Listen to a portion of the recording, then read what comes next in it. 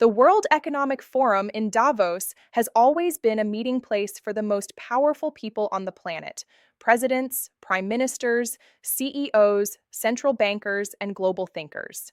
But in 2026, the gathering feels different. It's not just about discussing growth and innovation, it's about resting with a new, unstable world order that has been shaped by increasing geopolitical tension, trade wars, and deep divisions among traditional allies. That's why this year's Davos may be one of the most consequential additions in its nearly 6 decade history, and why the decisions and debates happening there today are worth understanding in depth. Before we go any further, take a moment to subscribe to World Uncovered, where we break down global power dynamics and the hidden forces shaping our world. The 56th World Economic Forum is taking place in Davos, Switzerland, against a backdrop of intensifying geopolitical tension and economic uncertainty. Traditionally, Davos has been known as a neutral space where leaders can step back from domestic politics and think about collective challenges like climate change, inequality, and innovation. This year, however, the forum is shadowed by deeper divisions. Divisions exposed by recent global events and by the rhetoric of political leaders, most notably United States President Donald Trump. Trump's presence at Davos is creating both headlines and controversy, partly because of his foreign policy stances on issues like Greenland, tariffs, and opposition to established multilateral norms. Trump's aggressive push to assert American interests and reshape alliances has unsettled many of the world's traditional partners. At Davos, a number of European leaders have expressed concern about U.S. threats to impose tariffs on allies over disputes on strategic assets such as Greenland, moves that have fueled fears of a transatlantic trade conflict. Markets have responded, with gold prices rising amid uncertainty and geopolitical risk. European officials have also pushed back diplomatically, suggesting that deepening cooperation with the United States must be based on mutual respect rather than unilateral demands. Yet Davos isn't just about conflict. It is also a forum where global economic trends and future trajectories are debated. Delegates at the 2026 meeting are discussing how to unlock new sources of growth in an era of slowing global expansion and how to invest in people in the face of demographic shifts and technological disruption. Topics like AI governance, equitable global development, and climate resiliency are still on the agenda, even as the specter of geopolitical fragmentation looms large. One of the defining features of Davos 2026 is the sense that the global order is becoming more contested.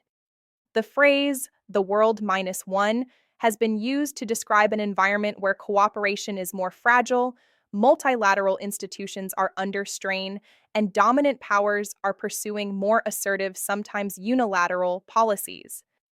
This has major implications because the world has been collectively dealing with major issues that require cooperation, including climate change mitigation, pandemic preparedness, and economic instability caused by inflation and uneven growth. A key moment at this year's forum came in the form of discussions about a Board of Peace, an initiative promoted by President Trump that he proposes as a kind of replacement for the United Nations leadership model. The idea presented in Davos reflects a broader shift in how some leaders view traditional institutions, not as essential hubs of cooperation, but as entities that may need reinventing to address today's fractured global landscape. Critics argue that reshaping or sidelining established global institutions could weaken frameworks that have supported conflict resolution and cooperation for decades, especially in a world where cross-border challenges are intensifying. Another major diplomatic flashpoint at the forum has been the response to Iran's internal unrest and the international community's reaction to how the Iranian government has handled protests over the last several months. The protests, which have been met with significant crackdowns and internet blackouts, have drawn international criticism and raised questions about how global powers engage with nations where human rights and domestic freedoms are in tension with security priorities.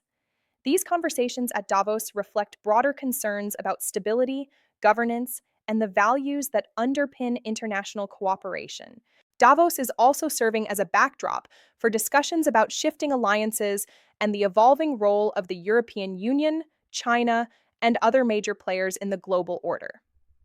China's influence was felt even in discussions about Iran, as Chinese companies and government officials continue to play roles in the region's geopolitics.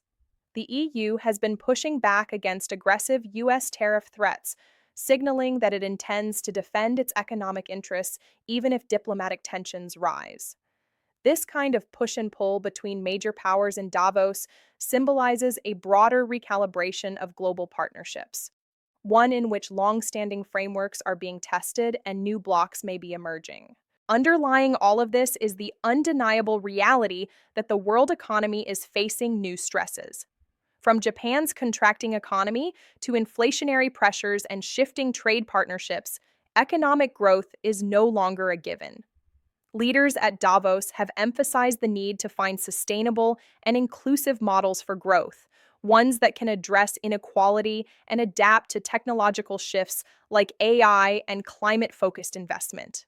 What complicates these discussions is that economic cooperation is increasingly entangled with geopolitical strategy, making consensus harder to achieve. Moreover, global risks identified for 2026 suggest a world that is less predictable than in previous decades. Analysts point out the fragility of the global order, the potential for geopolitical tension to spill over into trade and security domains, and the uncertainty around long-term commitments to multilateral cooperation. The Davos Forum, in this sense, is not just a platform for figures of influence to speak.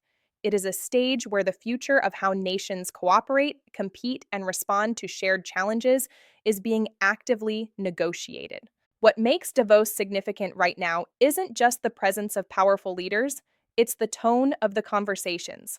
Where past forums might have focused on global collaboration and shared prosperity, Davos 2026 is marked by a palpable tension between national interests and collective ideals.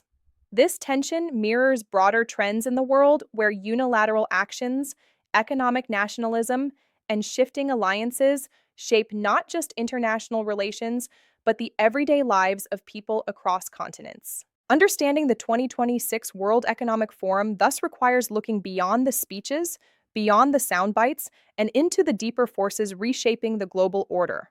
Forces rooted in economic uncertainty, geopolitical recalibration, and the struggle to find common ground in a world that feels increasingly divided.